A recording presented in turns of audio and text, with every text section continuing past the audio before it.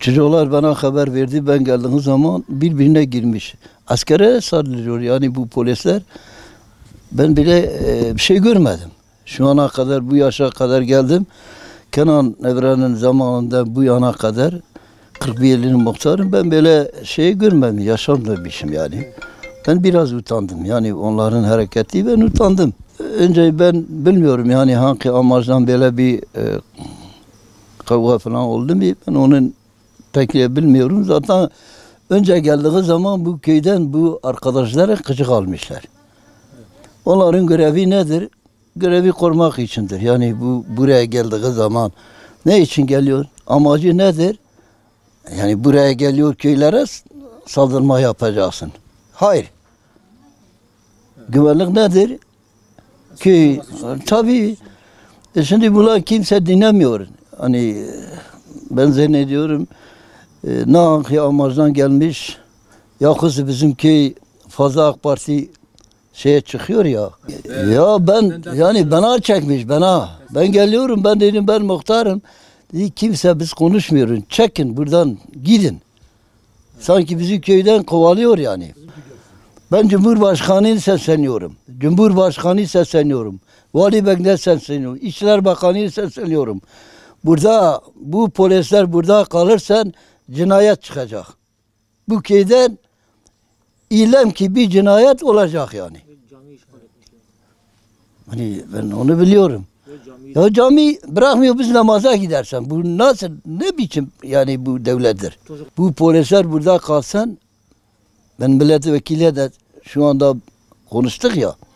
Ya bu köy yıkılacak, 500 kişi burada göç olacak, ya polis gidecek. İkisi birden. Hangi hesabına gelsin onu yapsın. Sıkıntılar camiye giderken orada bize sıkıntı çıkarıyorlar. Gerçekten askerler sıkıntı çıkarmıyorlar. Polisler geldiği zaman süreden beri bize sıkıntı çıkarıyorlar. Çocuklarımız camiye giderken diyor baba biz korkuyoruz, camiye gidemiyoruz. Yaklaşık 20 milyar elektrik parası falan camiye geçmiş. Onlar kullanıyor. Kimse vermemiş bu elektrik parasını. Şu anda caminin boyunda mesela diyecek bu evler kullanmış. Askerler kullanıyor, polisler kullanıyor. Ha bizim köyler daha önce çok sıkıntı çıkarmıyordu. Şu andaki seçimler oldu. Köyde mesela AK Parti'ye fazla oylar çıktığı sürede beri bize sıkıntı çıkarıyorlar.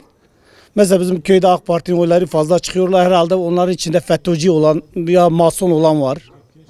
Onun için karşı bize göç kullanıyorlar. Bırakmıyor çocuklar mesela camiye giderken korkuyor. Benim 2-3 tane çocuğum camiye gidiyor. Diyor baba biz gitmiyoruz camiye. Sabah işe giderken geliyor. Bana söylüyor kimlikçi.